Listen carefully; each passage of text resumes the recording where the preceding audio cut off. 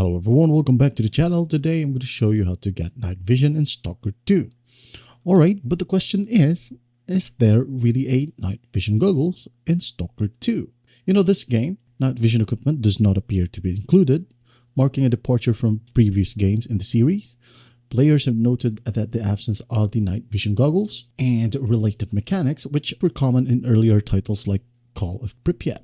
This omission had led to some criticism, as night vision was a valuable tool for navigating the dark and detecting threats. Instead, the game relies heavily on the flashlight for illumination in dark areas. The flashlight is accessible from the start and can be toggled via the weapon radial menu. However, players should use it cautiously, as it can expose their position to enemies. Modding may eventually address the limitation, as players have expressed interest in creating or finding mods to add night vision functionality. Alright, if you're looking to enhance your gameplay, keeping an eye on modding communities like Nexus Mods might be worthwhile.